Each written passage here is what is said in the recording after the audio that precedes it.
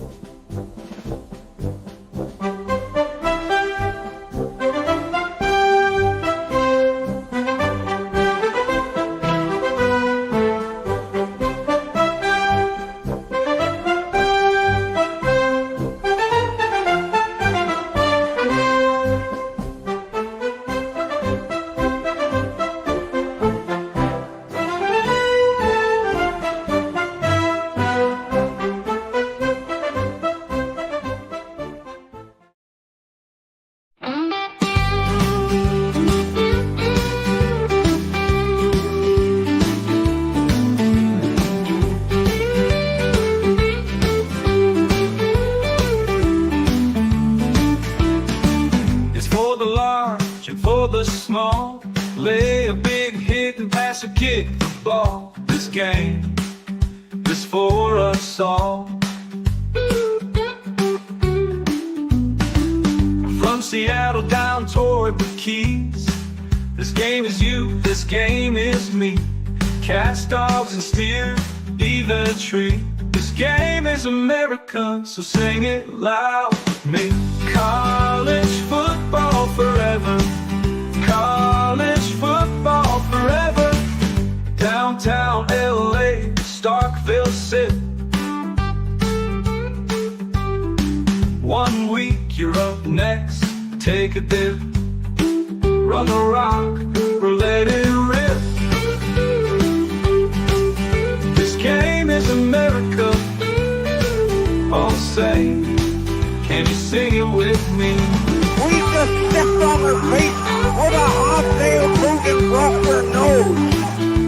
Whoa, Nelly! College football forever. College football forever.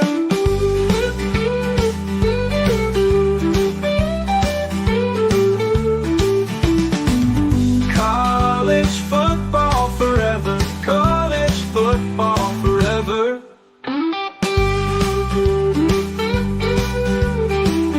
College football is a year-round discussion with these two. Here's JC and Morgan. Mike Morgan of ESPN and JC Shurburtt of 24/7 Sports have you covered, beginning right now.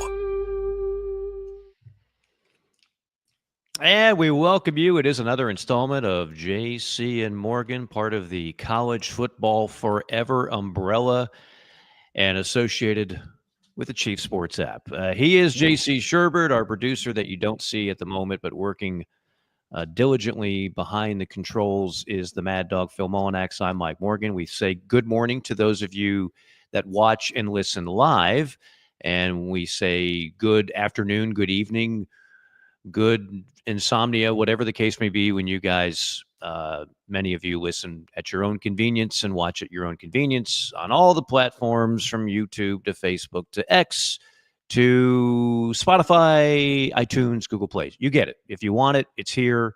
We bring it to you each and every week. And we've been guest heavy. We're going no guest today. We've also been lengthy.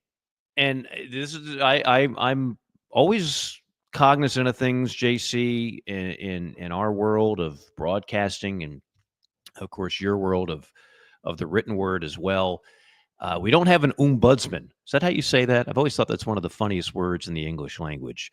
An ombudsman is a guy who, like, ESPN used to have one. I can't remember his name, but he was in charge of critiquing, constructive criticism of his own network. So if ESPN did something that he didn't agree with, he would say that.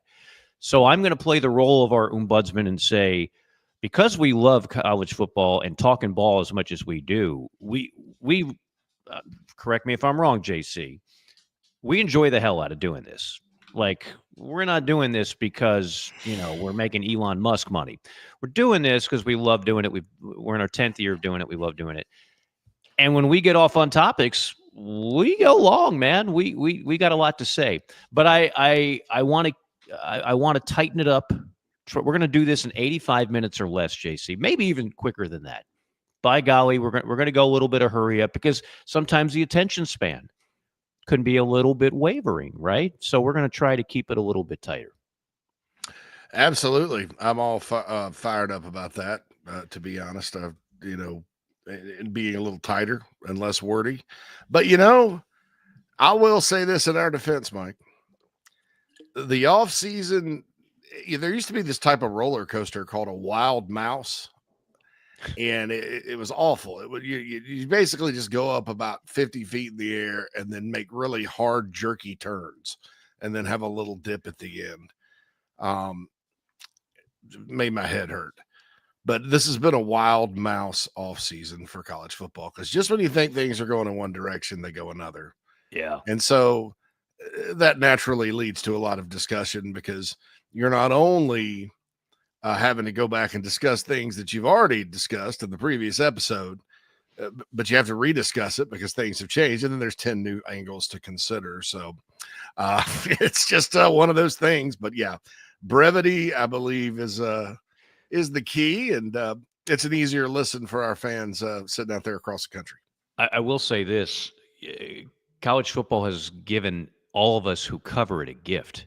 There simply is no off season. There are simply massive things to talk about every time out. So maybe when we first started doing this nine years ago, in the dog days of summer, it would be okay. Here's the top 10 running backs in the SEC according to Lindy's. Man, we don't have time to get to that kind of stuff. There's too many important things that are going on.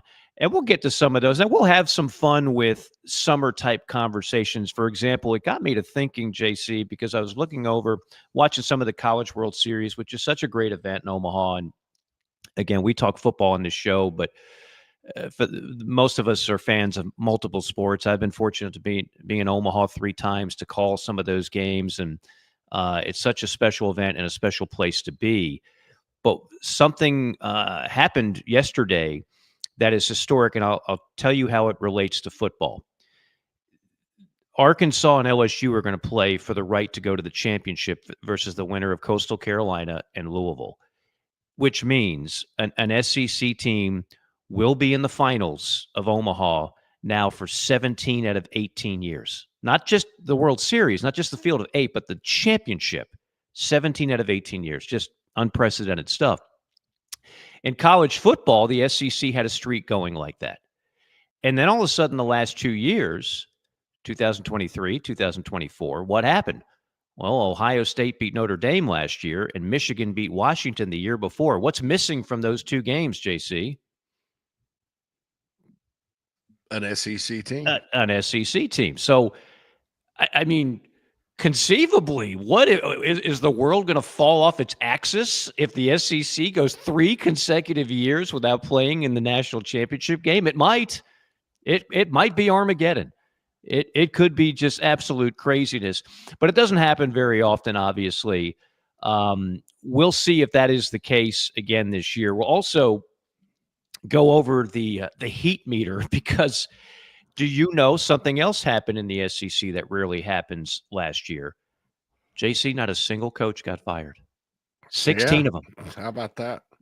Clark Lee, not only did he keep his job, he won 5 more games. He could run for mayor right now in Nashville. I don't know if Andy has that many fans, Mike. Well, maybe not mayor. Well, I mean, I'd vote for him because the mayor of Nashville is a crazy person. But anyway, go ahead. Yeah, it's a story for another time. Billy Napier. I don't think they're not voting for him for mayor. In fact, they could still. He's back on the hot seat. Promise you that. But he did enough to improve and keep his job. And of course, six-pack Sam Pittman, he kept his job. So all the 3 guys that were on the hot seat, they all won more games they did the year before. They all kept their jobs. They all avoided an exorbitant buyout, which all of them are 8 figures plus right now. But this year, and we'll go over it, I'm telling you, there's about a half a dozen guys in the SEC whose seat can get very warm. So we just had a calm year. We just had an aberration where nobody got fired. I think you're going to see multiple coaches get the ziggy, as Dick Vitale used to say, after this year. Yeah, I definitely could see that happening. And I think this house settlement thing, and gosh, there was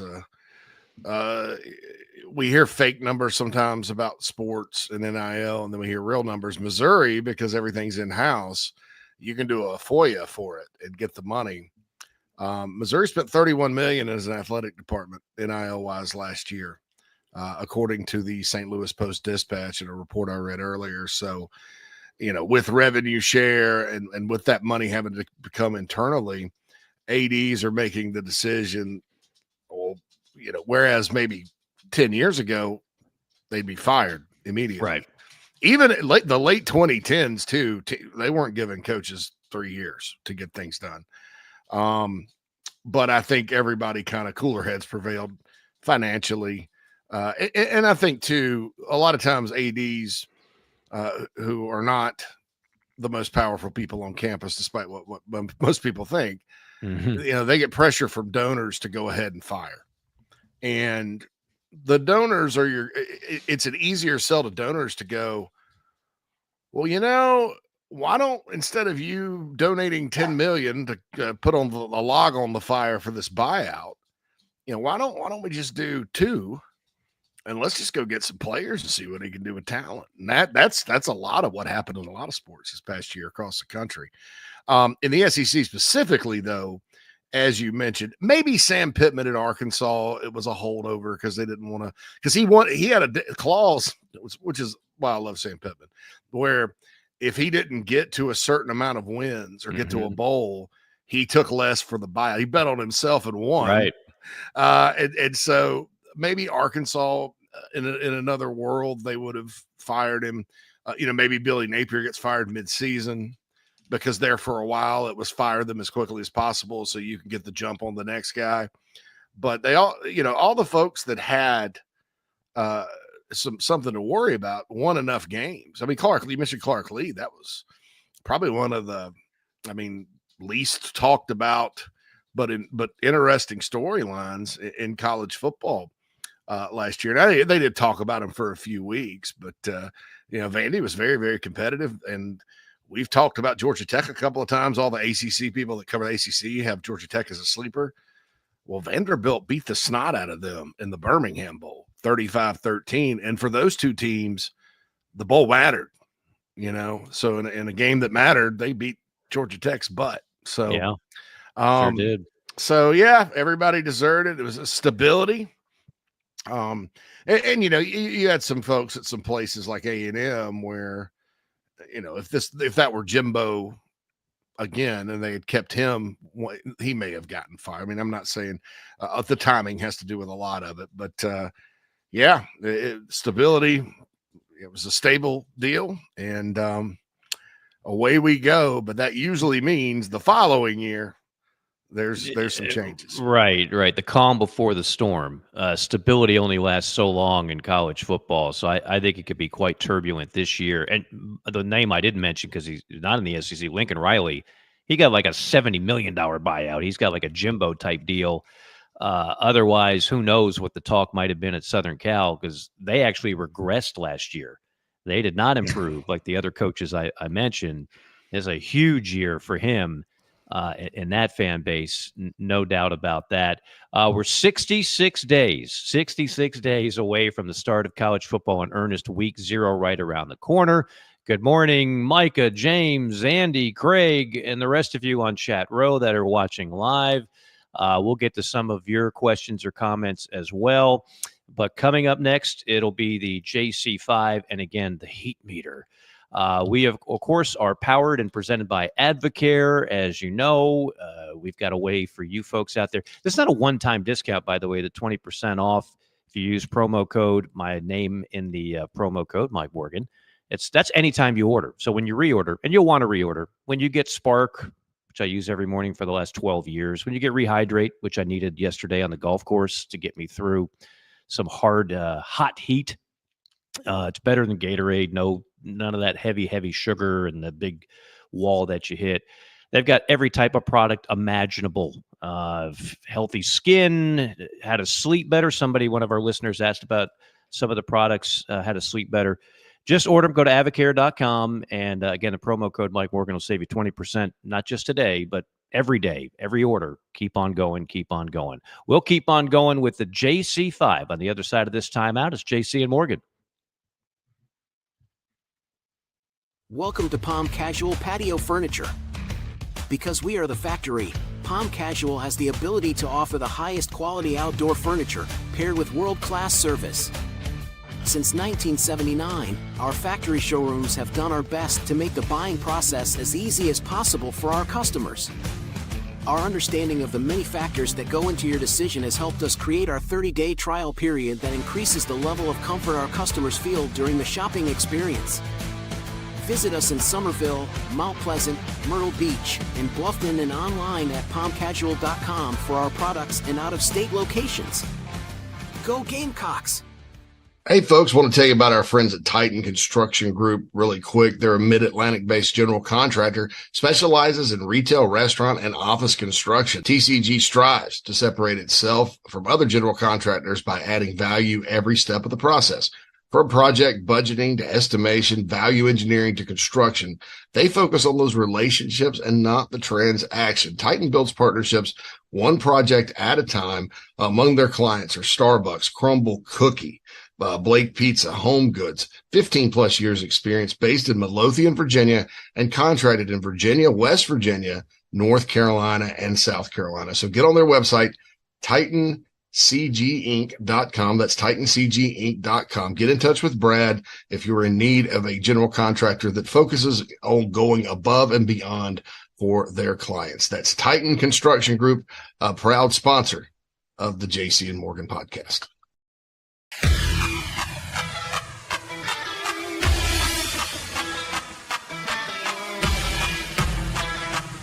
We're passionate about making sure that the Nest and Wild mattress is the best it can be. Made well and made right here in Tupelo, Mississippi. So how can we do all that? Work. Hard work. And that means something. The Nest and Wild mattress is a movement. It's a pride in where you come from and where you're going. So get comfortable, because this movement is just beginning.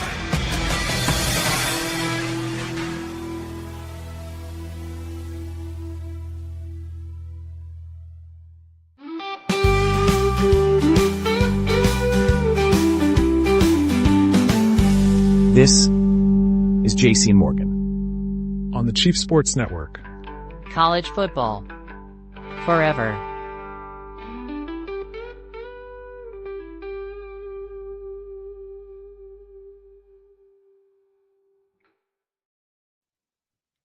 And welcome back. It is time now for the award-winning, the morale-boosting, the informative,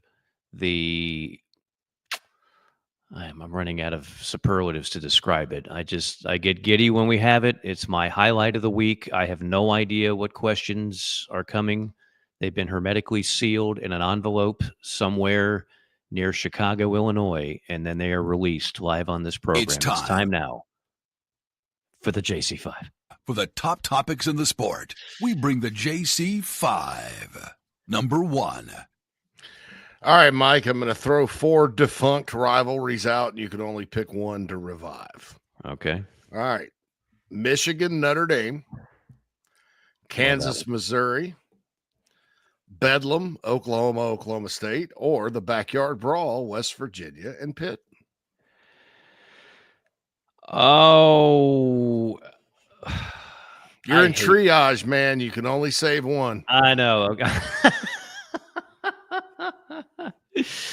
And you're not God.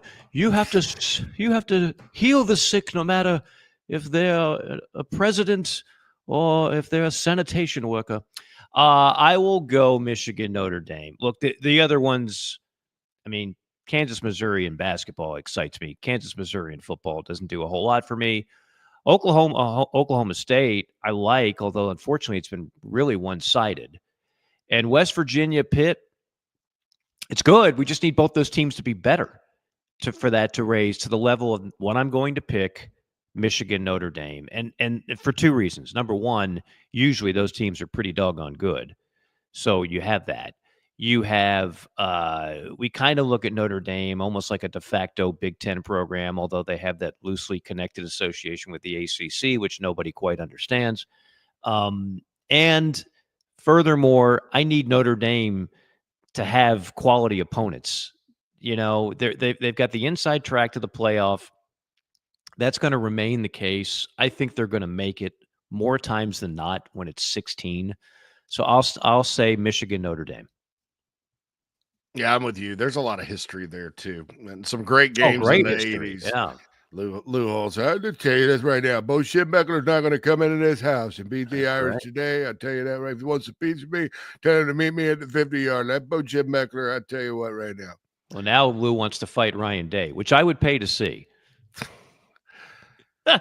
Lou's getting on up there, but my money would be on him. He'd probably rabbit punch him in the head. Oh, he would do something. Yeah, I mean, groin, hair pull, eye poke. Well, Lou doesn't play around. All right, number two. All right, will LSU snap their bizarre 5-game losing streak in openers this year when they travel to, I guess, the Battle of Death Valley? They travel to the upstate South Carolina, Death Valley, and Clemson. I have a hard time. Yeah, I love this because every time you put me on the spot. I thought the first one was, for me, kind of a softball. This one is not. This one, you're head hunting. You're buzzing the tower. To me, it's a pick'em game. If this was neutral field, I would go LSU. It's in Death Valley. And so I'll give Clemson a slight edge.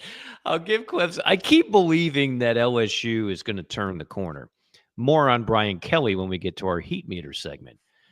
But if he doesn't win this game, I don't know if they turn the corner. And I get it. It's not a conference game.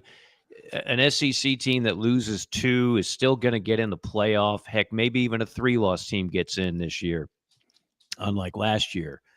But I just think the rancor, the vitriol, the toxic nature of what it's going to be for Brian Kelly, if they go ahead and they get on that charter from that game at Death Valley and head back to Baton Rouge, I just think it's going to be so ugly. So I want to say LSU from the standpoint of I'm a Brian Kelly fan in some respects. I respect Brian Kelly. Let me say that. Fan's a little strong. I respect Brian Kelly. And I think Brian Kelly is getting a little bit of a raw deal in that he hasn't done a terrible job. But I also know the reality. I talk about this all the time. He followed 3 consecutive coaches who won a national championship. One's the GOAT. 2 others are hardly the GOAT. When Ed Orgeron and Les Miles can win a national title, you're expected to win one at LSU. So I'll take, and it's subject to change. We're 66 days from week 0, which means we're 73 from week 1. I'm going to take Clemson right now. I'm gonna reserve the right to change that. Number 3. Okay, so Gunnar Stockton, Georgia's quarterback. I noticed you avoided a prediction on that. I don't know what to think about that football game. It's at night. Clemson you left me out to hang and dry over there. Clemson doesn't have a whole lot of home night games. It's not night. It's going to be bonkers. It's the marquee game.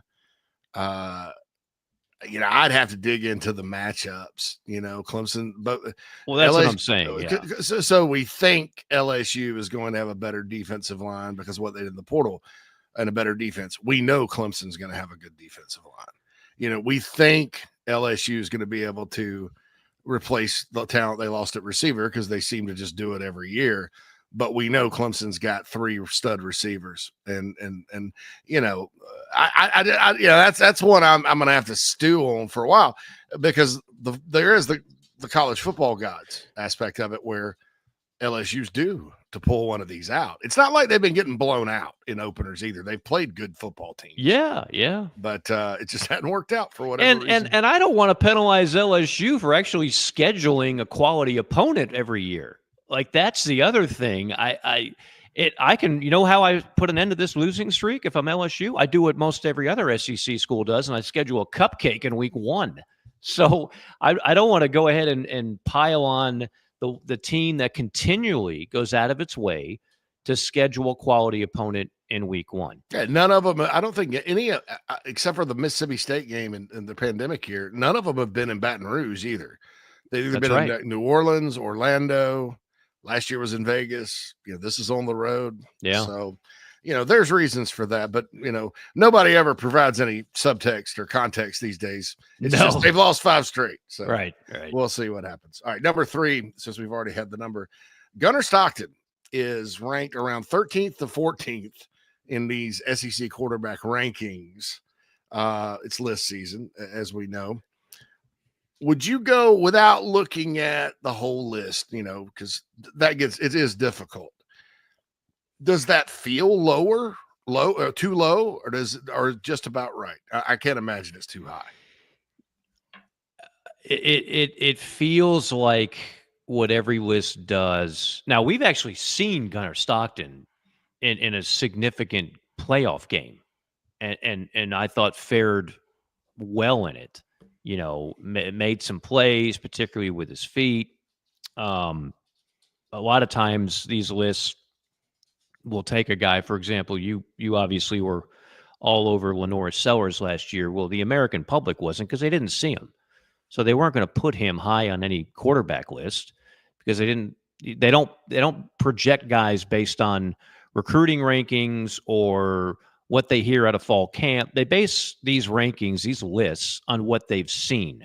And what they've seen is Lenore Sellers, Garrett Nussmeier, enough of Arch Manning combined with the hype to feel really good about him.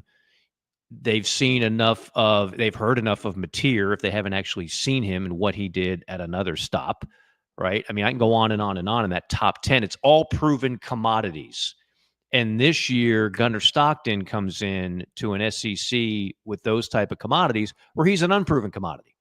He's a do you want to buy low and sell high type of commodity. Same thing with Joey Aguilar of Tennessee. Same thing with Ty Simpson of Alabama, which, again, sends me back to when is the last time you've seen Georgia, Tennessee, and Alabama?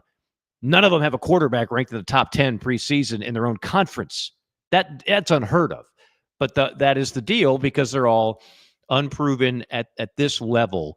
And some people just don't think Joey Aguilar is worth a damn anyway, even though he has experience at other places. I don't have an opinion on that, because I'll be honest, I haven't seen reps of him at all. I mean, I will eventually, but for now, I don't know.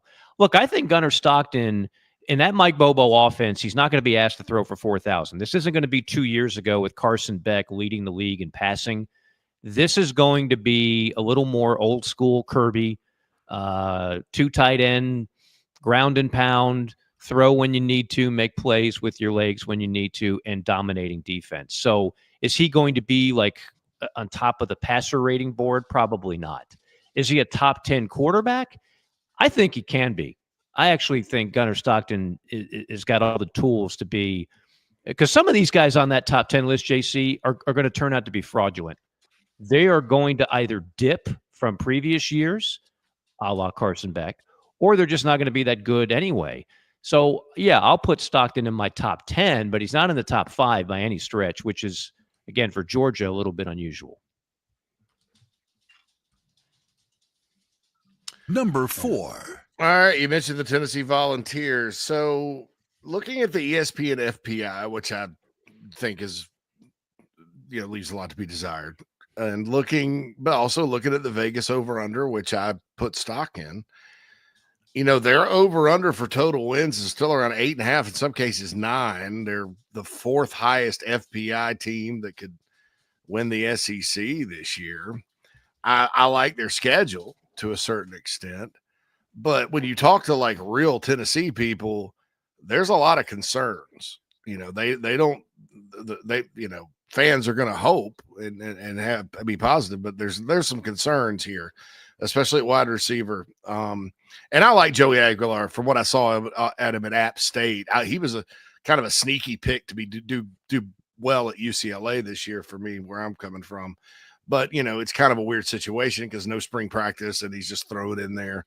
I mean, that system's not that hard. It's basically hey 1-1-1. But your thoughts on Tennessee over under 8.5?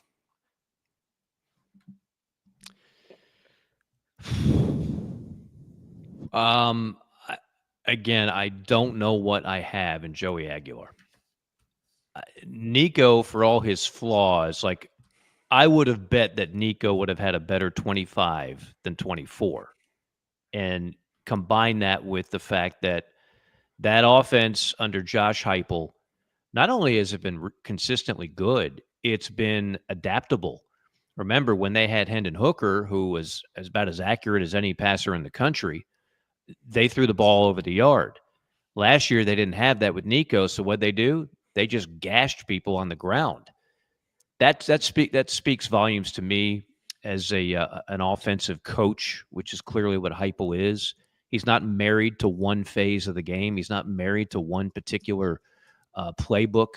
He plays to his personnel, and I think they're going to have to do that this year.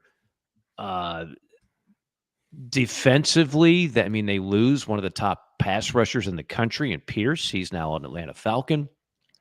They lost their running back, who was awfully special. I think 8-4 is real possible for Tennessee, JC. So I'll take the under. I'll take the under on that.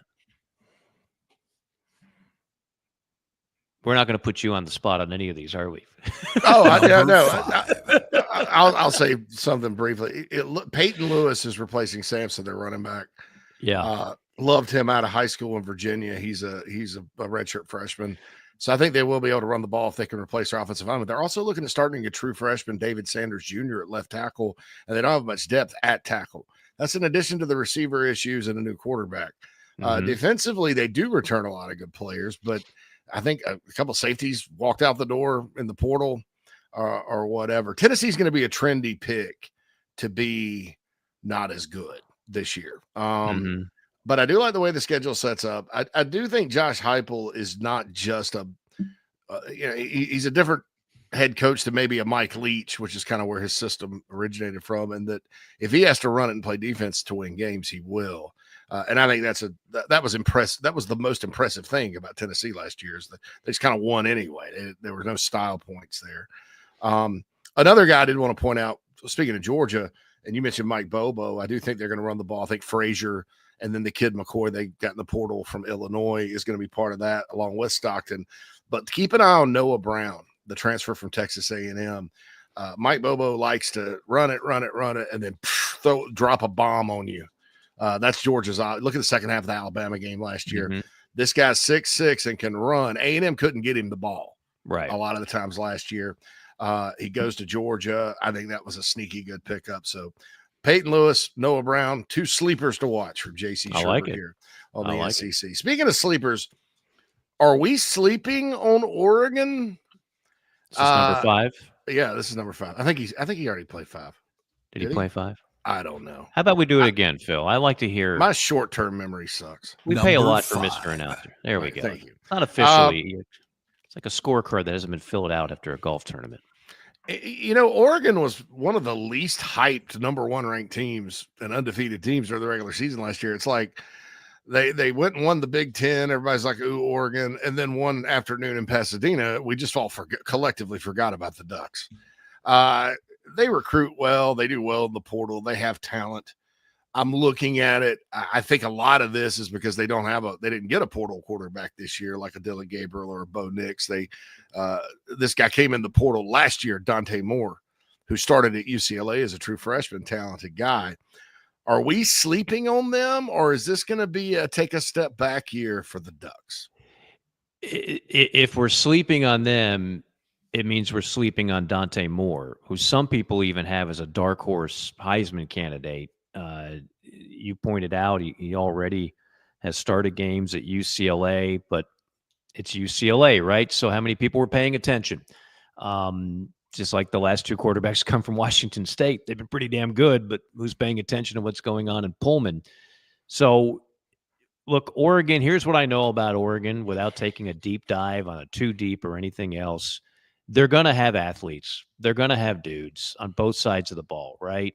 So Dylan Gabriel was clearly, I don't care if that kid ever plays a down in the NFL.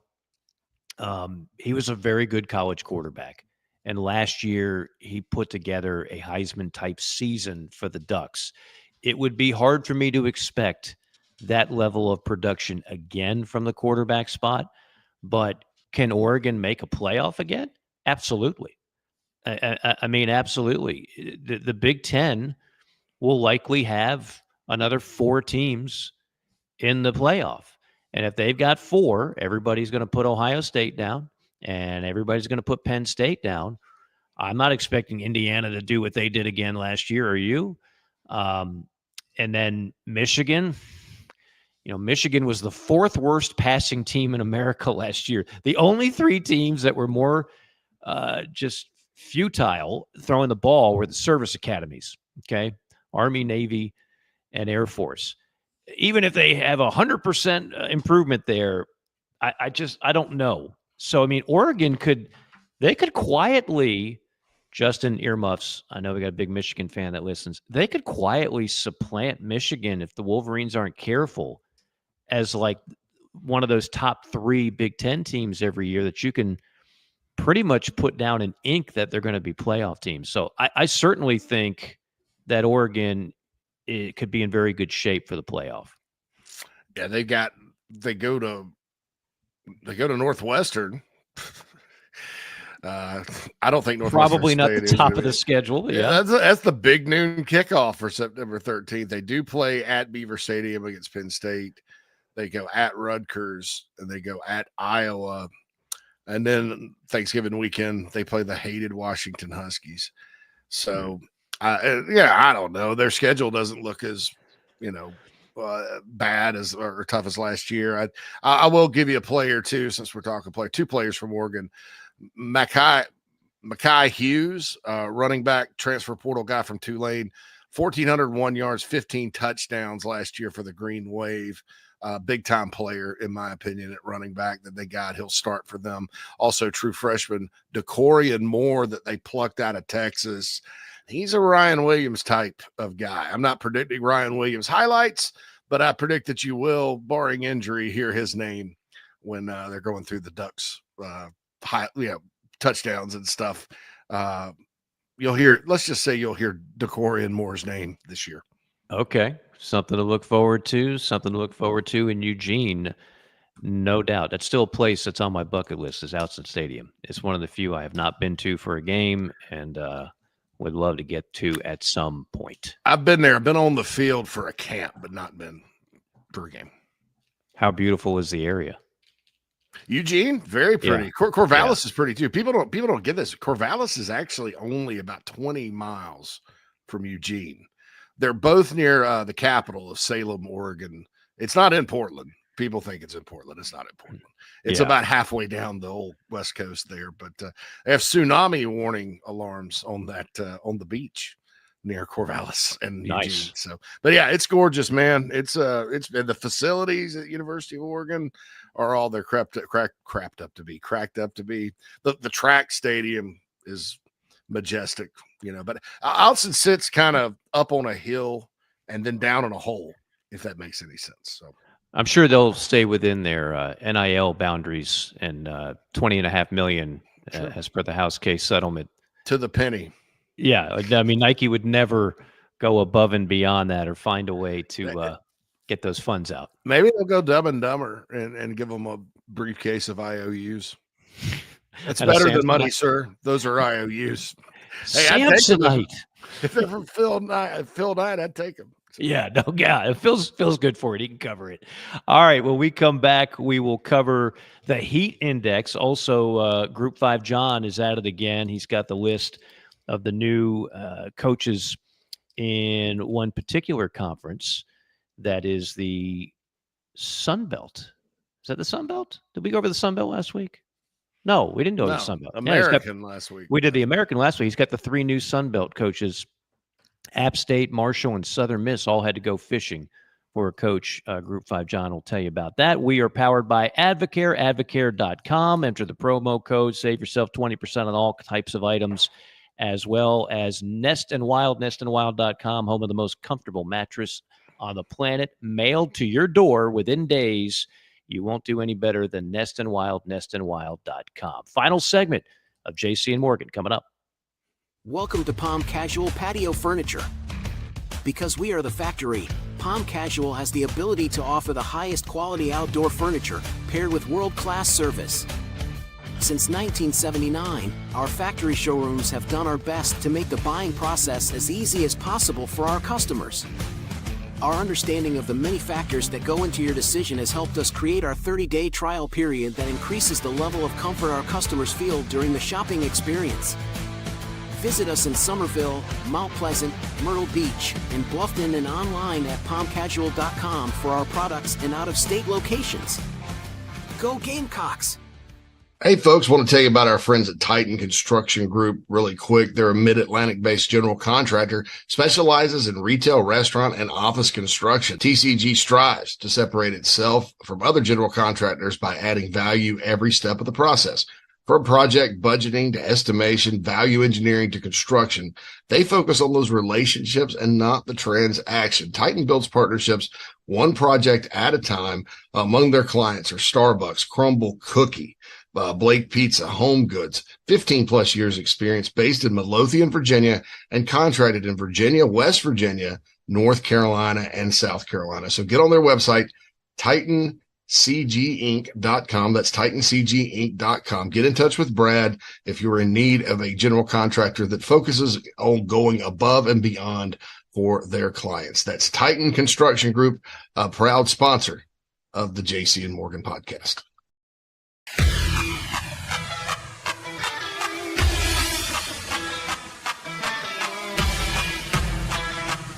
We're passionate about making sure that the Nest and Wild mattress is the best it can be. Made well and made right. Right here in Tupelo, Mississippi. So how can we do all that? Work. Hard work. And that means something. The Nest and Wild mattress is a movement. It's a pride in where you come from and where you're going. So get comfortable, because this movement is just beginning.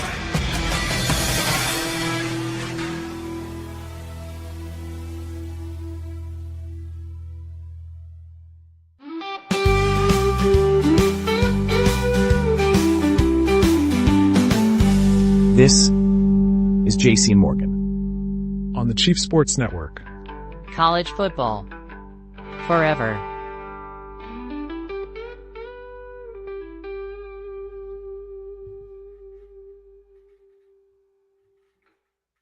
Okay, we're staying up tempo. It is the final segment of JC and Morgan. JC Shurburtt, Mike Morgan with you. Our producer is the Mad Dog, Phil Molinax. We are presented and powered by Advocare, advocare.com. You can also check out the website now.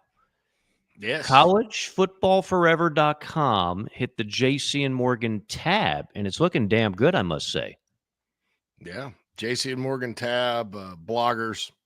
Some bloggers. It's still a little under construction, but we have highlights from our show, content lists, all that good stuff. And yeah, there's a tab there for JC and Morgan. Absolutely. It's part of the Chief family, but certainly websites these days sometimes take a little while, but I think that I think we're getting there with the product, and all of that will also be available where our show is right now on the Chief Sports app soon. So all the website content will also be on the app, and that's a free download on Apple and Google Play. So there you go. And eventually we'll have a little email tab.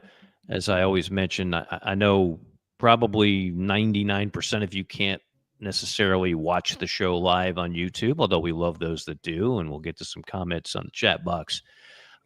So for those that can't ask questions when we're on live, you can always eventually go to the website and send any email questions or comments you might have. and we'll get back to the old fan mail segment that we used to do as part of the show. We try to squeeze it all in, and today we're going to squeeze in an extra segment, the heat meter. JC, get your Tabasco out. Last night I had some sushi. You know what I like to do? Dip it in the sriracha. Soy sauce I can live with or without, but the sriracha, man, that red stuff brings some heat. We're bringing some spice to the heat meter this year. I mentioned last year there were 3 coaches that were like Vegas favorites to get fired. Billy Napier was number 1, Sam Pittman was number 2, and Clark Lee wasn't far behind. Fair or unfair, it doesn't matter. That's what people were saying, and you could get pretty good odds on those 3 guys. Well, now, after a year where nobody was fired, because all those guys wound up winning more games, if you can believe it. They all had significant improvements and victory. So nobody had to pay out an exorbitant buyout. The 2 buyouts were just under $10 million. And one of them was Neil Brown at West Virginia. So just under 10 last year. This year, you can expect, I think, some 8-figure buyouts. So I was looking at the SEC Media Day schedule, JC, and I mentioned we're 66 days from week 0. We're less than a month away from SEC Media Days in Atlanta. So I broke it down by day. July 14th on a Monday, Brian Kelly will be one of the 4 coaches of LSU. Hot. Tuesday, it'll be Hugh Freeze of Auburn. Hot. Wednesday, they're going to have to install some extra fans because it's Billy Napier and Kalen DeBoer. What? You can't put Kalen DeBoer in a hot seat in year 2? Tell Alabama fans that. And then on Thursday, again, probably put another lump of coal on the fire, Sam Pittman and Mark Stoops of Kentucky. So I ask you, as we go one by one in no particular order, I'll just go by order of when they're showing up. On a scale of 1 to 5, the hot meter, the heat meter, first, Brian Kelly, who will be at the podium in some sort of accent. We believe it'll be non-Cajun.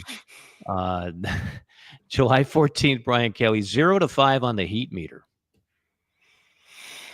I'm going to go 3 with him.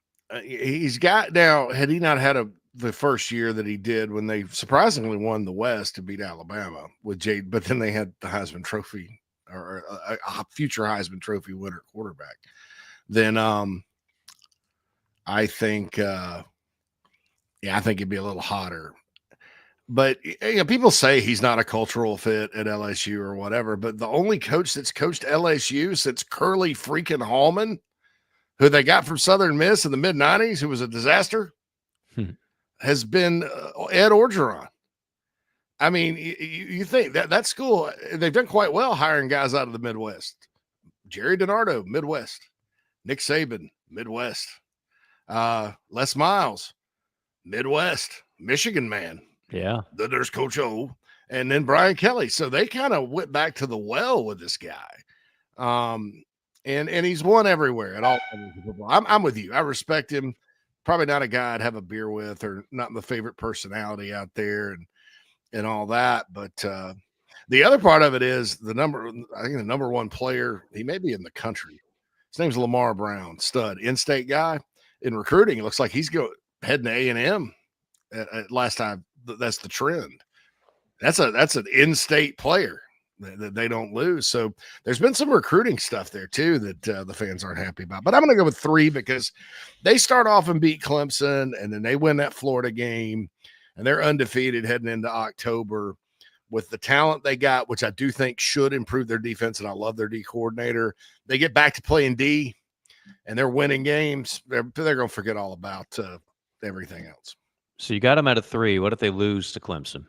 It goes up to about a 3.5, 4. And if you lose to Florida too, I wouldn't want to be. It's flammable at that point. Yeah. I almost wonder if it's too much to even recover from. Because like I said, that's when you start eating your own.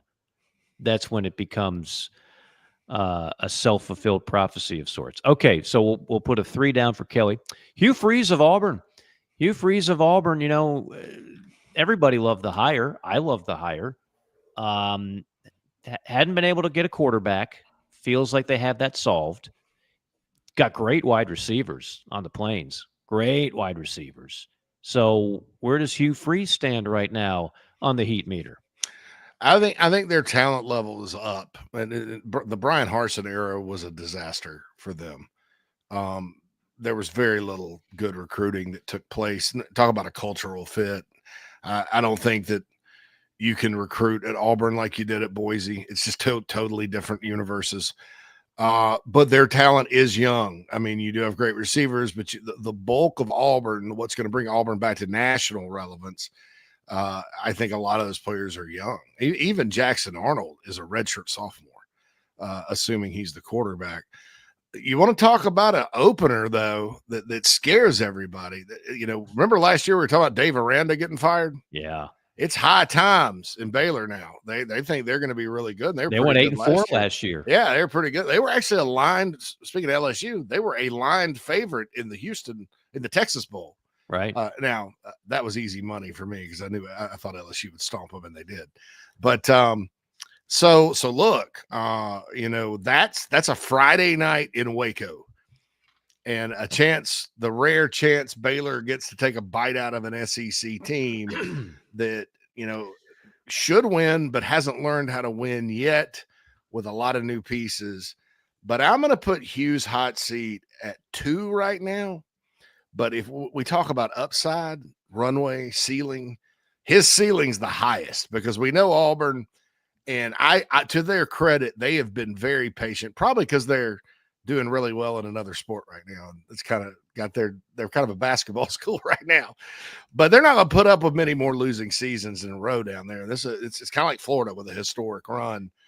And, the question you have to ask is, and I thought it was a great hire too, is, did Hugh Freeze kind of peak at Ole Miss and then Liberty, where everybody kind of wins is fool's gold? I mean, has he lost it or what? It doesn't always work out like we think it will. And there's a lot of examples of that, but we'll see what happens. I'm a little bullish on Auburn this year. It's a tough schedule. I don't know who scheduled that Baylor game, but go back. I was just going to say them. 2 things. As a fan, I love that game. And I will be absolutely dialed in to Auburn at Baylor Friday night, week 1. So it's kind of a standalone. That's the kind of matchups I wish we had more of. Mm-hmm. SEC, Big 12, and SEC school going on the road. So as a fan, kudos to both administrations. Now, I don't think Hugh Freeze had any say in that scheduling. I don't think he wanted any part of this. Whoever put that thing together, he's probably saying, what are you doing, man?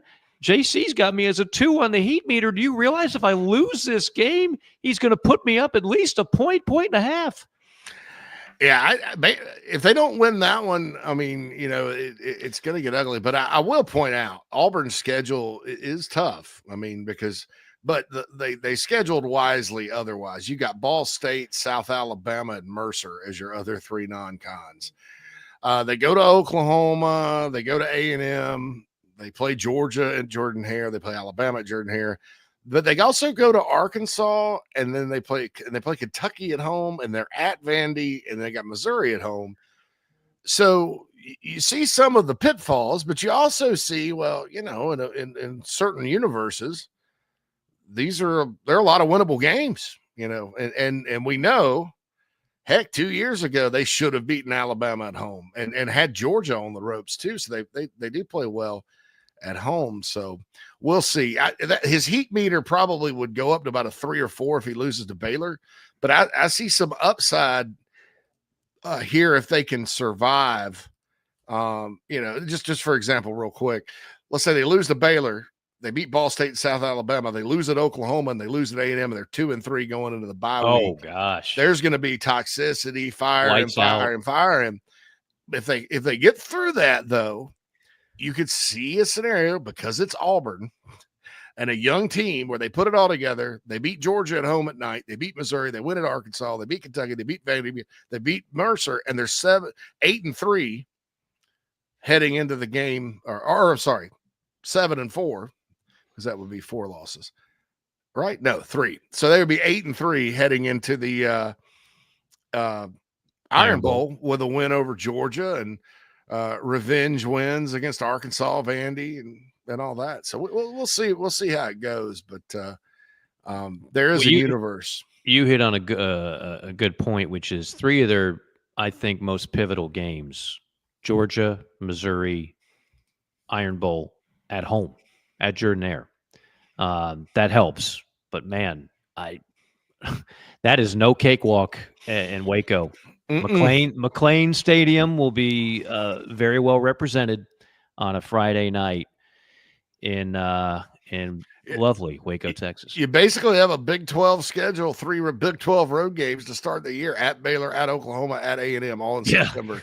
None of those places are easy to play. Not at all. But if they can get through that, the last 2, if they can be salvage one on the road, the last 2 road games, you don't know what's going to be going on in Arkansas on October 25th. And, I think it's always better to play Vandy late. We found that, last year kind of pointed to that because of depth. Vandy's a little beat up by the time you get to November and probably won't be as tricky. So, all right, Billy Napier and Kalen DeBoer go day 3 in Atlanta SEC Media Days. Good old Billy Napier. They had the shovels out. The hole was dug. You had Joe Pesci and his brother ready to go out to the desert and put him in there. And then all of a sudden it was Pesci and his brother, Nicky, that got whacked from behind. Was it Nicky the brother? No, Nicky was Pesci. Who was his brother? Anyway, casino reference. Yeah, Nicky. Okay. That was... It's pretty rough scene, yeah. And Phil Leotardo from the... Phil Leotardo, yes. Leotardo from the Sopranos was holding him and making him watch. Yeah. That guy's been in a ton of movies. Yeah. He's also the guy that got murdered in Goodfellas at the beginning. Correct, yeah. You feeling strong? Come on. Hey, what are you going to do? Yeah, well, you go get your shine box. What are you going to do? Yeah, I don't shine shoes no more. Good actor. He just died like a year or 2 ago. Yeah, he's in all of them. But so Billy Napier, I would put right like in this moment, probably at a 2. Mm-hmm. By the time the season starts, 3, I would say, because when it gets down to brass tacks, fans are all right. All this all season night's over. If you go lose these games, we're going to turn. But he is on a high wire. The balancing thing they do where you stand up tall. Oh yeah. And anything that goes, and I don't think Florida fans are saying like playoff or bust this year. I think a good year out of Lagway, the offensive line would be as advertised, another good year on defense, and they'll stick with him because things will have been heading in the right direction. But Mike, they could be a very good football team next year again. And this schedule, Long Island and USF, those all should be wins, though USF sometimes can be tricky. But then they got to go to LSU and Miami. You think Auburn's got a tough September? Florida back-to-back trips to LSU and then down to Hard Rock Stadium against a Miami team that's going to be talented. I don't know if they'll be good, but talented. And then you have an off week, and then you got Texas and Texas A&M back-to-back. Oh, by the way, A&M's in College Station. Mississippi State comes in. Then you're off. And then you got Georgia. You go to Kroger Field. Kentucky may be in turmoil by that point. But then at Ole Miss, Tennessee comes to the Swamp late, and then FSU. So, there's some wins in there. But the start, there could be a 2-3, 2-4 start to this season. And at that point, it goes to about a 4. I'm going to say right now, though, since in my mind, we're like, what's it going to be at the start of the season? I'm going to give Napier a 3. Yeah, there's a little bit, I would call it a mini love fest with Lagway, portal recruiting, strong finish to last season. And you add all that up, and it's like, oh, yeah, Billy Napier. We always like that guy. I think that can change real fast. And one of the guys that covers that team is a radio analyst, does a show, Shane Matthews, part of the burgeoning Chief Sports Network. He comes right out and he'll tell you. He doesn't sugarcoat stuff, unlike a lot of school analysts who are just like, "Oh, they look good in practice, and everything's hunky dory, and ponies and ice cream." He'll say if they don't make the playoff, it's a disappointment. I think the expectation level is back over there, fairly or unfairly. Doesn't matter whether it's fair or not. And if with that roster and all the money that they have spent on it, and with a returning quarterback that's got a lot of hype behind him in Lagway, if they pull off an 8-4, I think that heat meter doubles from a 2 to a 4 at that point. But we'll see. We'll see. At 8-4? At 8, well, because 8-4 doesn't even sniff the playoff. No. I could conceivably see a 9-3 team from the SEC getting in this year after all the backlash of the 3 that missed out on it a year ago. 8-4, you're just going to some bowl game that most of the country doesn't care about. I think they could be at 4 losses and be a good team by midseason. I will say this: Shane Matthews sat right here on the show and predicted Florida would win 8 last year. I didn't believe it. Yeah, and he was right. So he was right. I'll defer to him on the Gators, but he's not predicting a playoff. He's disappointing if they don't. Yeah, I mean that's the thing I like about Shane too. A prediction from a radio analyst of a school means nothing because they can't see the 4. They're supposed to say everything is hunky dory, right? When's the last time you saw an analyst from school go, "We're going to suck. We're going to suck," but you'll hear me on the call every Saturday on 92.9. The Buzz, home of Billy and the Hound Dog in the morning. But he just says if it's not a playoff, it's a disappointment. And I think a lot of people feel that way about that team. Like, if not now, when? When are you going to do it? Because they finally filled out that roster where it looks like a quality SEC roster again. The same could be said about Kalen DeBoer, who will also be at the podium on July 16th in Atlanta at the College Football Hall of Fame, which I recommend anybody goes to. Kalen DeBoer. Now, how could he possibly have a heat meter, JC? The man won 9 games in year 1. How could he possibly be on the heat meter? It's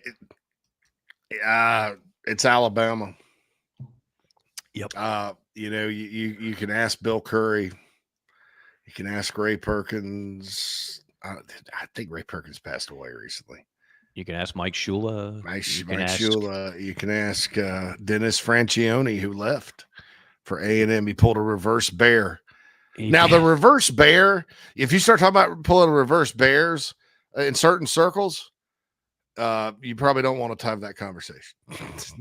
But the reverse bear was, Bear Bryant went from A&M to Alabama, and Fran went from Alabama to A&M, and it didn't work out at A&M, surprisingly enough. You can ask Mike DuBose, JC. Mike DuBose won an SEC championship, and they fired him. And got fired. I just, to me, it's a 4 because it's Alabama, and you also have to think about this too.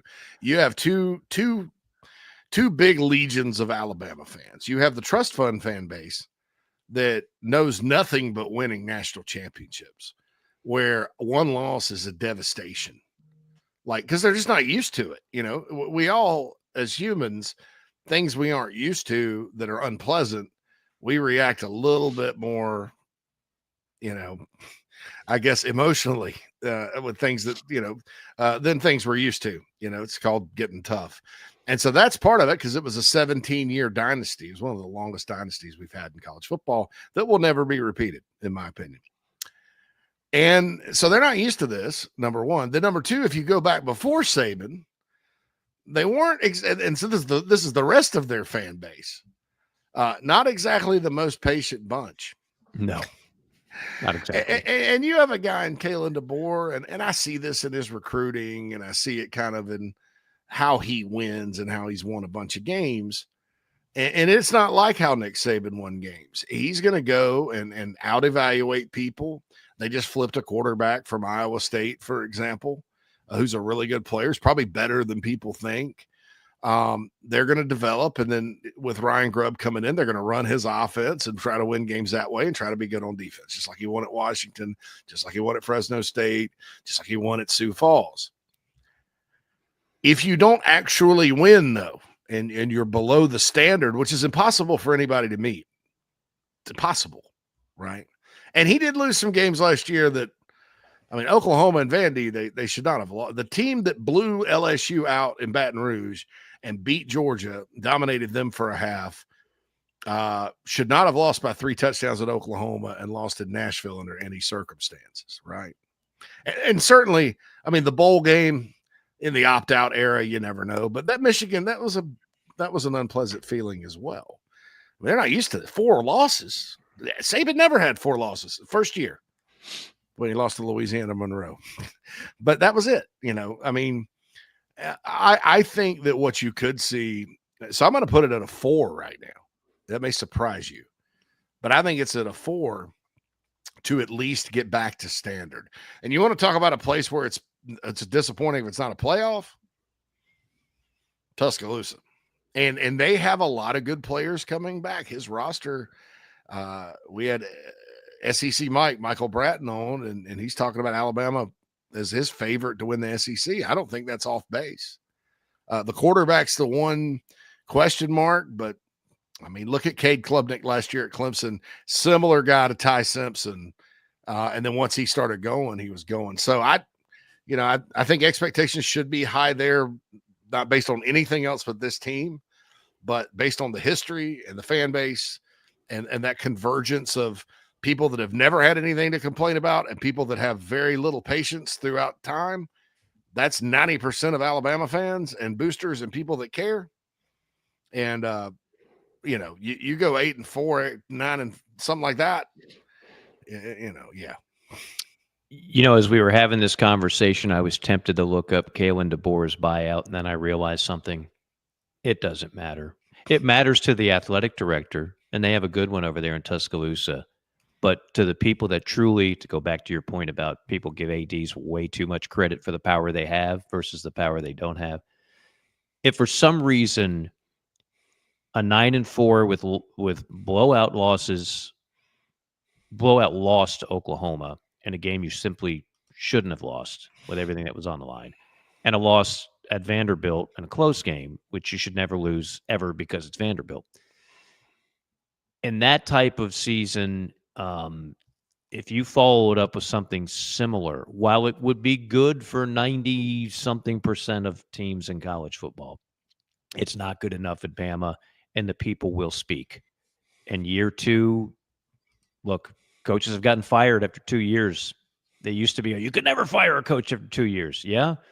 Willie Taggart, hold my beer. Brian Harsin, hold my beer. I mean, there's a number of them that have gotten fired 2-3 years. It does happen. And at a place like Alabama, their tolerance for any of this stuff, nil. And keep in mind, and I think I'm remembering the history correctly here, Bill Curry did not get fired at Alabama. He left and took the Kentucky job, similar to Tubby Smith at Kentucky in basketball. I don't think Curry got fired. Maybe he didn't get fired, but I think the fact that he was 0-3 against Auburn, really, they wanted him gone. That's an unpardonable sin over there. You cannot do that. And again, Auburn has Alabama this year at Jordan-Hare Stadium. So I just think, look, I can give you a bunch of things I love about Kalen DeBoer. 15-3 versus top 25 all time. That goes back to his days at Fresno and Washington State. Washington. He is a good football coach. I'm not critical of Kalen DeBoer. I'm not critical of the hire. I'm not critical of the fit. All I know is that if you miss the playoff, an expanded playoff, okay, we're at 12 now. We're going to be up to 16. You can't do it 2 years in a row. You just can't. I don't think he survives if that happens. Now, I'm not predicting that will happen. But to your point, I'll start off maybe a little lower, like a 3. But the moment he loses a game, it's going to be 4. And the moment he loses another one, it's going to be 4.5. And if they miss the playoffs, it's going to be beyond 5. The meter will break. The third. What do they put in those little thermometers? What's in that? Mercury. Mercury. Yeah, the mercury will be splattered all over the wall. That's all I'm saying. I just looked at this Bill Curry thing. So he actually he covertly accepted the Kentucky job. That's sort of a reverse Bear too, because Bear Bryant once did coach at Kentucky. and had a contract dispute. He was there 3 years. Now, coach, his 3 years at Alabama, best record he ever had his whole entire coaching career. Yeah. 26-10. What took him from 7-5 to 9-3 to 10-2 in the Sugar Bowl. Did have the Auburn issue. He would have never gotten hired in today's climate. He was at his alma mater, Georgia Tech, and actually kind of set the table for Bobby Ross to do what he did there because they were terrible in 1980. He was 31, 43, and 4 with one bowl game in 7 years at Tech. Final year slipped from 9-2 to 5-5-1. And Alabama said, "Hey, come be our coach." How about that? That would never happen. Fans would, it would never happen. You would have now. a revolt on X if somebody hired a guy with a record. But it just goes to show you, sometimes the record can be deceiving, and sometimes it's where you're at. But yeah, he left. He got out. Fran got out. There's a lot of coaches that like, not this back in the day. And then you have the trust fund people that get on X because they're all younger. And that's I'm never getting punched in the face no matter what I say type of culture on that platform. I mean, Kalen DeBoer is a good enough football coach. He can walk away and go win someplace else. So we'll see. He can. I think it's a bad look if you walk away from Alabama. For when Francione did it, different circumstance. Alabama was not the behemoth that Saban turned it into. You could make the argument back then, the resources of Alabama versus the resources of half a dozen other SEC schools, the difference wasn't really that big. Yeah, they had more trophies in the office, but nowadays, Alabama still is a crown jewel job. You don't walk away from that because there's too much heat coming from people on social media. Like that'd be a pretty weak move on Kalen's part. I think he even either goes well or he gets the boot. But make no mistake about it, Alabama is going to be one of the most fascinating stories this year in college football. All right, so you got Kalen at a 4, Kelly at a 3, Freeze and Napier at a 2, the final ones, and they'll go on Thursday, the final day in Atlanta. Sam Pittman, six-pack Sam, and Mark Stoops. I hate to say a six-pack's probably about I don't know that they're fans. Hey, they're the Chad Morris, Brett Bielema, Chad Morris, and now Pittman era at Arkansas. It's made, and they're good at everything else, right? Yeah, I don't know that they're wanting to fire him, but it does feel like it's about time if they don't, if they go. I mean, you go 7-6 yet again. They have massive roster turnover every year. I don't know how you can sustain anything right now in Arkansas in football. And then you have Rhett Lashley, who's an Arkansas native, winning at SMU, and he'll probably continue to win. That's where I come down on these two. They're both at 4.5 to me. And it's for the same reason, 70-80% of the way, and then different reasons. I don't think Arkansas fans are tired of Sam Pittman. I think they like him. There's a lot that he's kind of like the John Daly of head football coaches. Yes, also a Razorback, right? Yes, he's one of them. Bobby Petrino's there to kind of clean, they have a good offense, he's back, which in a weird situation. But is it just time? And then you do have another coach out there that's winning at a school that you're probably, I don't know if you can outbid them money wise, but an Arkansas situation gets in their blood. Somebody on Chat Row asked about Dowell Loggins, the head coach at App State. He would have to be like Eli Drinkwitz and win big in 1 year at App State, and it fell to him. But there's other options out there, so it may just be time. And Pittman's getting older. He may not want it. He just want to go to the lake and fish and drink those cold ones. Mark Stoops, I think, overplayed his hand as it relates to his place at Kentucky, specifically butting heads with Cal. And I think after what happened last year, all the goodwill is gone. And I think that he's proven that he knows how to win at that particular institution. But I also think that he's proven that he's not willing to adapt or change at all. They're still going to run it up the middle. Still not going to have much of a passing attack. They're still going to try to play defense. They still kind of recruit like they recruit. Losing Vince Morrow to the rival to go be. I mean, that was their guy that got them in on all those Ohio kids. And then there's the other thing. Our South Carolina-based audience will recognize what I'm about to say. It's the Bobby Crimmins theory. And this happens to coaches sometimes. That A&M thing was done until A&M kind of pulled a fast one with Schiano. I mean, Mark Stoops is a lot of things. He ain't going to sit there and tell everybody he's taking the A&M job. And that's how it leaked that direction. Unless he is. It got out that it was Stoops. A&M people were like, no, go hire Elko. Then they're kind of the same guy anyway. And a lot of times when you go that far down the road, Mike, and then you come back, the magic is gone just because there's some trust lost. And I don't blame but Mark Stoops is not to blame for this, but it may be a situation where he could have gotten out while the getting was good and then kept staying and stayed. And then he finally was going to jump and it didn't work out. And he's got egg on his face a little bit. And all the things that helped him win are also reasons why he loses, with conservative calling on offense, can't get the offense right, that kind of thing. And then they had a lot of turnover. So I think just like Arkansas, it may be time. Just like Arkansas, you've got John Summerall at Tulane, who is a Kentucky alum, who was going to get the job had Stoops not stayed. And they've got basketball squared away, and it just may be, hey, here's the gold watch and your service award. But we gotta go because Summerall's not going to stay at Tulane forever. He almost was in the mix for North Carolina last year, and I absolutely believe he would take the job at UK. And he's a great coach. So those two schools are going to look around and see, we got a chance to upgrade, and it's been long enough. No offense. I just think Kentucky people are a little more put off by Stoops at this point. You could probably speak better to it than I could. Then Arkansas is just kind of like, well, at least he's better than Chad Morris. Yeah, I would agree with your numbers, and I would say for two entirely different reasons.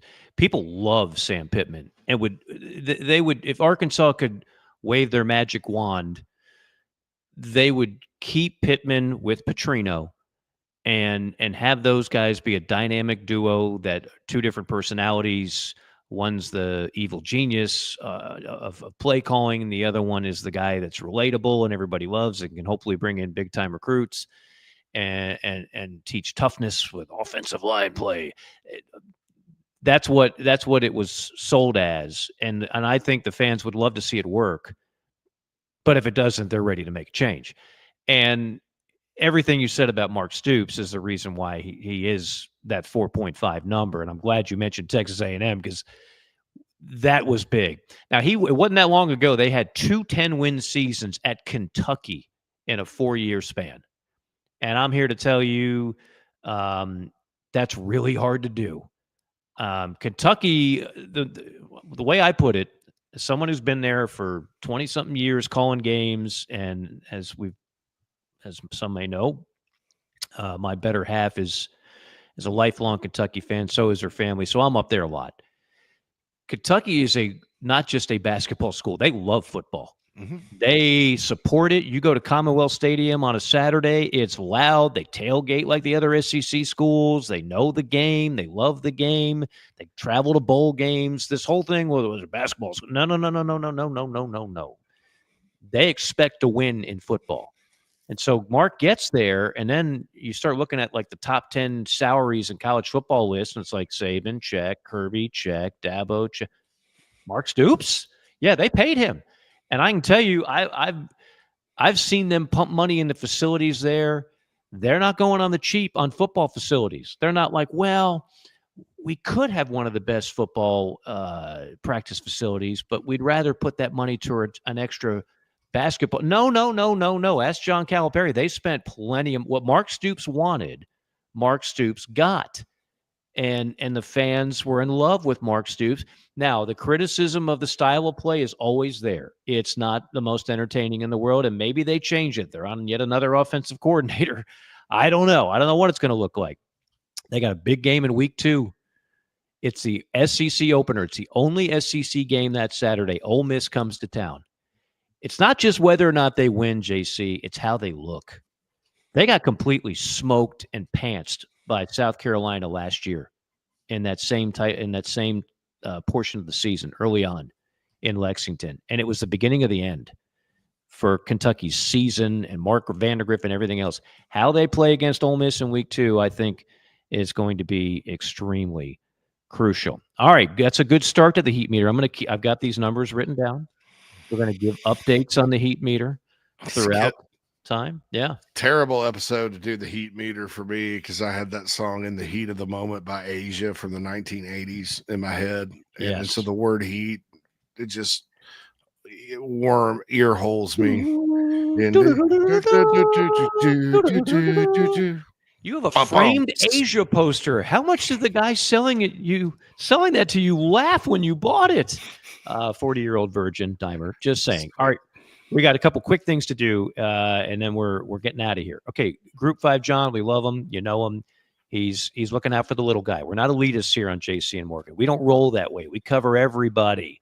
So here are the new coaches and then I'll let you give a quick synopsis of the 3, and then we'll get a couple of chats in, and then we're out of here. Sun Belt, number 1, App State, Dow Loggins, former OC at South Carolina, as well as quarterback coach, been an offensive coach for the Bears, Dolphins, Jets, and Titans. He's now a first-time head coach at 44 years of age. App State's a job that certainly, has pressure because they have a great track record of success. Marshall, number 2. I'm still trying to figure out why Charles Huff would leave Marshall for Southern Miss, but that's a whole other story. Tony Gibson is the new head coach. He's 52. He was the DC for NC State. He's a first-time head coach. And then Southern Miss, as I mentioned, Charles Huff, who I've interviewed a number of times in calling a couple of his games in a bowl game at Marshall. 42 years of old. He replaced Will Hall. Nobody has been able to win at Southern Miss in years. They are very poorly funded. It's just been a mess in Hattiesburg. Charles Huff, we'll see if he can turn it around. Quick thoughts, JC. Marshall kind of screwed Charles Huff out of his contract and stuff because he was winning there. They had the big win at Notre Dame. And then they went with a guy that was kind of familiar to the state. I don't know what's going on there. I would rank them Huff 1. I mean, that's a good hire for Southern Miss. Agreed. But they opened with Mississippi State at home this year. Yeah. Scary game. Scary game. So he's the type of guy that can bring them back. Good recruiter, that kind of thing. Loggins would be 2. He's a lot different than the coaches that have coached at App State, kind of all were from the same tree. He's from Arkansas and the NFL. I mean, so he's a lot different. But he's got a good reputation as a head coach. Who knows what he'll do? Good offensive mind, but very different, a departure from what App State has normally done through the years. And then Tony Gibson. I would never hire anybody from NC State. Your man, Dave Doran. Your pal, your pen pal. 8-4. Well, he's the winningest coach in NC State football history. How long has he been there? Gosh, a while. 8 years, 9 years? Yeah, I guess. I mean, he wins and he'll win when you don't expect him to win. But I just don't know, man. I just don't know. So all right. I'm like, well, Marshall should be in theory a ball job, place you can win. By the way, they're talking about East Carolina leaving the American and going to the Sun Belt. I saw that. Yeah. That's interesting. That's very interesting. I still think the Sun Belt can be the preeminent Group 5 conference. With that type of move, that would only bolster its case. I'm big on the Fun Belt. Hey, Doug, I missed you guys, especially in the offseason. We need more of you. Need you guys to help answer some questions. Thanks for the kind words. Where are the lawmakers when it comes to putting limits on the transfer portal and a salary cap for players? Any movement in Congress? Yeah, go ahead. I'll just say they're probably not doing anything with the portal, man. I mean, that gets into. You don't think they're going to limit it to one? Well, the one of the bills is the NCAA can set its own transfer rules. I just don't know that. I mean, maybe they will limit it to one, but NIL and stuff like that definitely. So I'm sorry. Go ahead. Who are the surprise teams in the SEC this coming season? You got one that you might be partial to? Good surprise or bad surprise? Well, I think he's asking good surprise. I'm still very intrigued by Mississippi State, and I know they're going to be picked last by everybody. The Fighting Levies? 64 new players on the roster. 64. That means there's only 20. There's not even a first and second team. There's not even a 22 left. How do we know what the hell they got? Blake Shapen's back.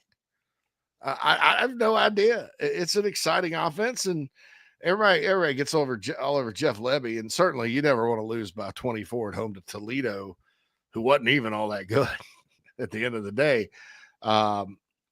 If you're an SEC football team that takes itself seriously, but I thought they played hard. I mean, look at that Ole Miss game. They were more fired up to be playing in that game than Ole Miss. And Ole Miss had a playoff berth on the line, allegedly. So I don't know. They got Arizona State coming in early. That's a foreign territory for the Sun Devils. It was a 7-point game last year.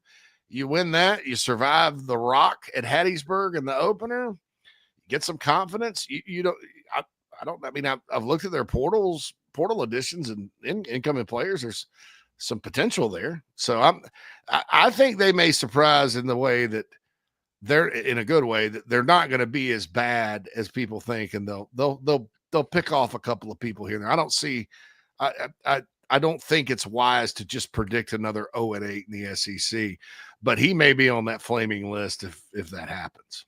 All right. In the interest of time, I'm going to say quickly, Auburn. If they survive Waco, I think Auburn. I don't think Jackson Arnold got a real fair shake last year. Oklahoma was a mess on offense. I'll say Auburn can put together a good season that might surprise some people under Hugh Freeze. Sahim or Sahim? Sahim? Sorry if I'm mispronouncing that. It'll be chaos in 20 years when Notre Dame has gone to 19 straight playoffs when we were talking about Notre Dame, Michigan.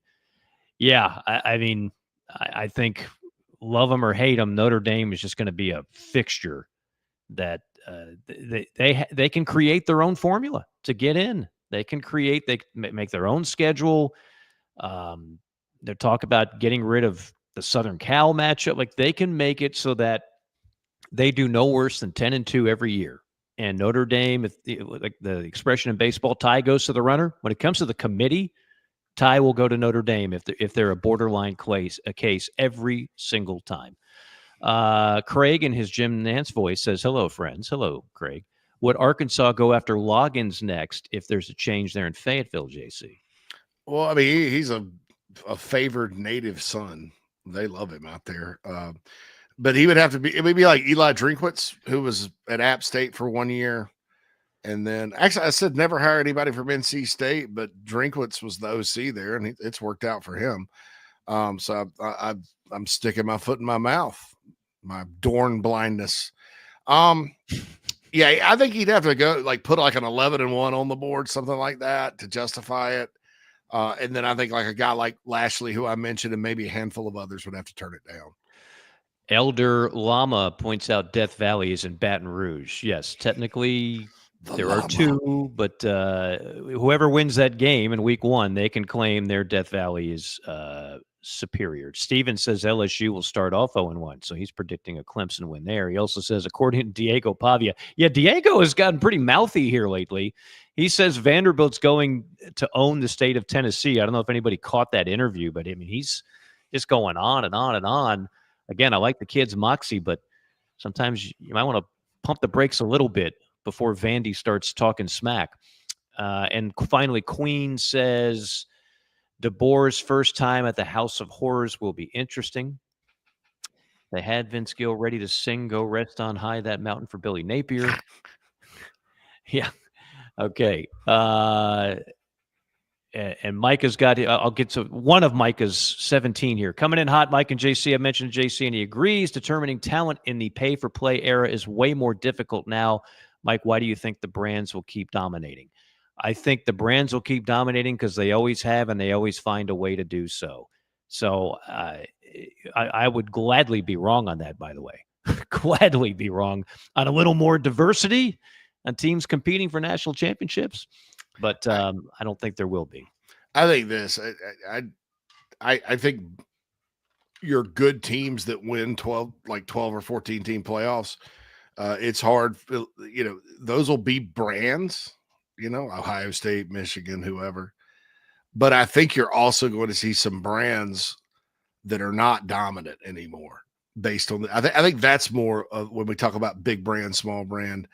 You're going to have a slew of elite programs that come way back to the pack, if not way down, go through a dark period because, different programs that have been great, they win in different, they've all built it in different ways.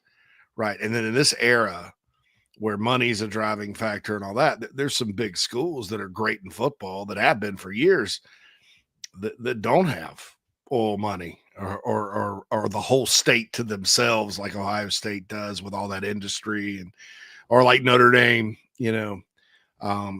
so we'll see. It should be fascinating, but as far as like Texas Tech winning the college football playoff next year or something, no offense to the Red Raiders, I'll believe it. I believe something like that when I see it, Mike. TCU was as close as it's come. And they got beat 65-7. We've mentioned Oregon. Oregon's been great for a long time. They still haven't won one. And it hadn't been close either time they played for it. Well, it was. I'm sorry. They played Auburn close. Mm-hmm. But Ohio State, I just we will see what happens. But I think there's a lot of nuance to the discussion now, and who knows what will happen in the future. How does everybody enjoy this fine show / podcast, JC, as we bid farewell to everybody out there? All right. So we're still on the Chief Sports South Carolina YouTube channel. Also, our main college football YouTube channel from Chief Sports at College Football Forever Chief. You'll find highlights of the show and another show, SEC Sunday Night, which will be on again Sunday evening. That's an SEC-focused show here at Chief Sports. We just launched. Also, Spotify, Apple, Google, Podbean, iHeart, Audible, Google Play. We're everywhere. Everywhere. A podcast version, which sometimes that takes about 24 hours, but lately it hasn't been. The Mad Dog and I have been working on a little trick for that. So be sure to check us out. Rate us 5 stars if you can on the Apple Pod. Helps people find that. Certainly appreciate everybody listening. Appreciate everybody growing in the numbers each and every week as we're coming up. We're encroaching on 300 career episodes. That'll be here before you know it. Our thanks again to our producer, Phil Mad Dog Molinax. For JC, it is Mike. Again, we're presented by Advocare, advocare.com. Don't forget the promo code. Save yourself 20% off. Guys, gals, we'll see you next week on JC and Morgan.